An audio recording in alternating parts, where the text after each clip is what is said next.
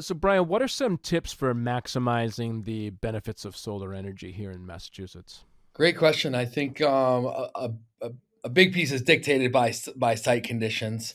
Um, Otherwise, I would say you want to talk to a local installer that is really in the weeds of what the local incentives are, local programs for financing or other opportunities to maximize the benefit of solar for the customer as well. But in terms of the site conditions, we're really, it comes down to your orientation, so which way are you facing, right? Ideally, you're facing as much due south as possible. But if you're also facing almost due east west, there's the opportunity to leverage one or both sides of your house as well. So there's that piece, and then we're looking at shading or really lack thereof, and the position of trees or other obstacles that might cause shade on the roof. And then last, it's really your roof space, or how many panels can we fit compared to what you need or what your goals are. So those things are, really based on science, and the installer is going to look at use technology and or in person in some cases to really diagnose the science behind the site and be able to help guide the customer to how best to leverage solar for their property. We also do ground mounted solutions. So potentially you have a beautiful house that has a lot of tree cover, but you have a large space, a field, behind or next to you, and you can look at fixed or tracking ground mounted solutions as well. So it really depends on the site conditions on how to best maximize it. But How can homeowners and businesses stay informed about solar industry updates? that's a little bit of a tricky one. I would say there's a lot of unfortunately, I would say there's a lot of dated and oftentimes misleading information. Unfortunately, so I would say the best way again is to contact a local installer, someone that lives and works in your area, someone that's going to be have their finger on the pulse of the industry, the latest and greatest, what policy changes, regulations, and incentive changes that there might be.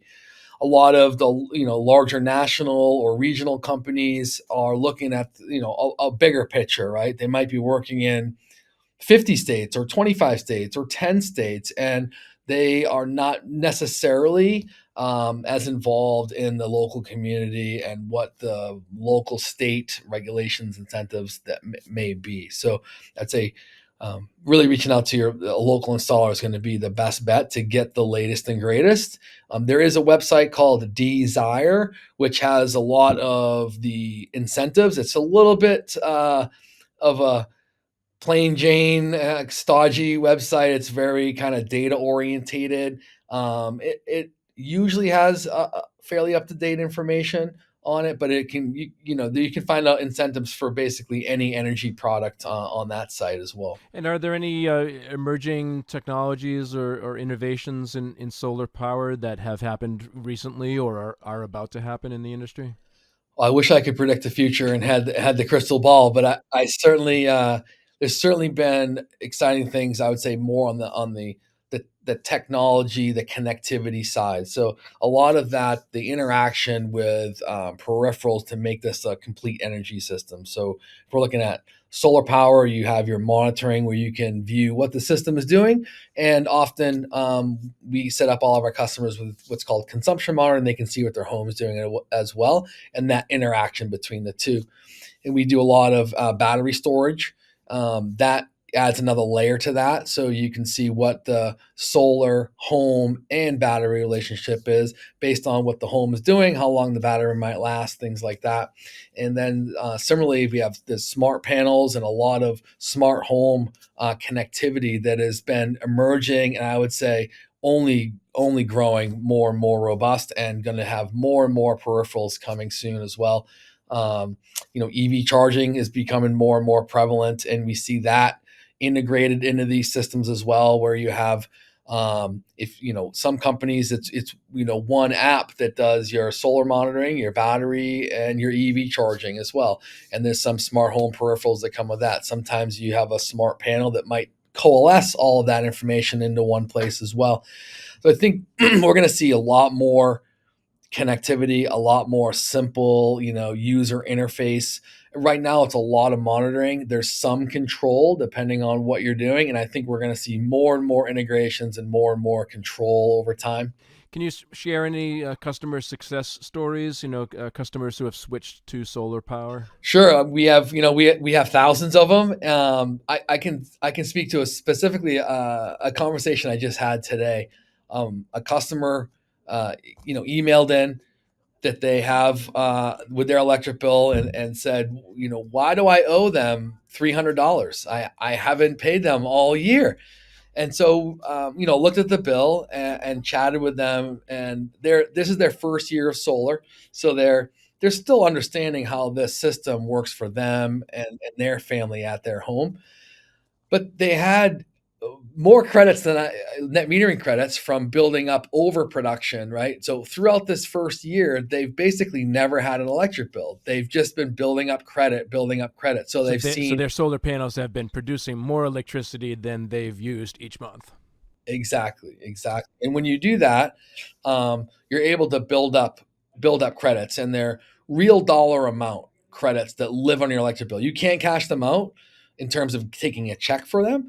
But what you do is they just kind of like rollover minutes when they, I mean, there was a cell phone company years ago that had rollover minutes, right? And they just, if you didn't use the minutes you were allotted, they rolled over the next month. It's very similar to that. If you built up production credits from not paying the utility and pushing power onto the grid, then you're building up credit that you can therefore use in future months.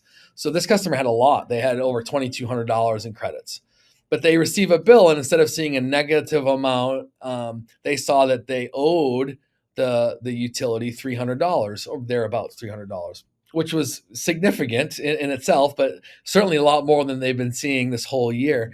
So we I described to him like this is better than we expected, right? You're overproducing more consistently and more than we told you would, and this is the first time into the winter months where your solar system is not producing more than you're using, and therefore you're still subjected to all the same rates and fees that you would get from normal electric or non-solar user.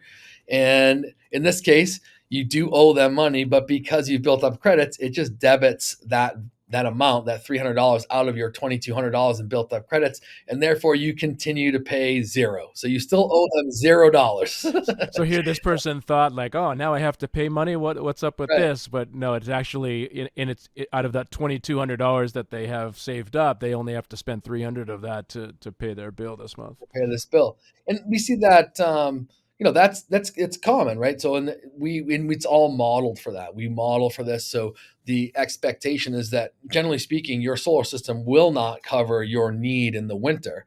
So we want to look at spring, summer, early fall when production, sun is the days are longer, the sun's up higher, your system is more productive, and you're able to build up those credits on your electric bill and therefore use those to try to get you through the winter. Some lots of customers are able to eliminate their electric bill altogether.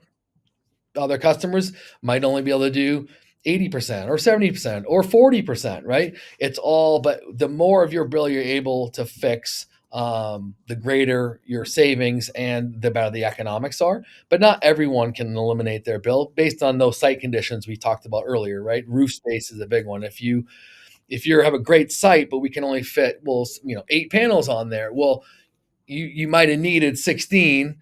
So you're going to cut your bill roughly in half, but you're fixing that portion of your bill instead of being exposed to the constantly rising utility rates, which here in the Northeast, we have the highest rates in the country, and they're going up the steepest as well.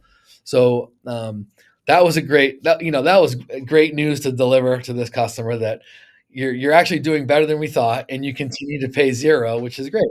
I know for myself and our family, we went solar just about 8 years ago, and we haven't paid an electric bill since, right? Which is great. We realized the tax credits, the local incentives, our system paid for itself very quickly, and we're able to not fix our costs to zero. and we don't have to pay any electric bill anymore.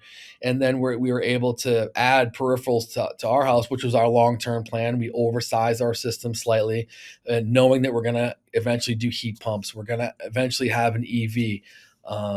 We just 2 weeks ago added a battery system with a smart panel and an EV charger that's integrated with it as well. So, and these things are new to us now. I understand really well, how they work and how they're, how to, but it's still going to take some time for us to understand how to best leverage that for our family. But it's liberating to no longer pay an electric bill and to have the full control over, all the systems in our house as well. And to have that battery backup, so at nighttime or when there's everybody else in the neighborhood has a power outage or something like that, you're actually able to use that battery backup to power your house.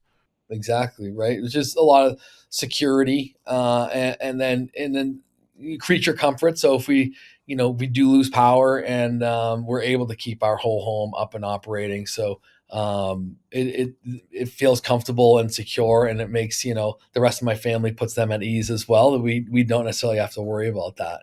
Um, so and then we've had a lot of our employees have been in the space and are motivated. So a lot of our employees have gone solar as well, and now realizing all those same benefits, and not paying an electric bill in most cases either.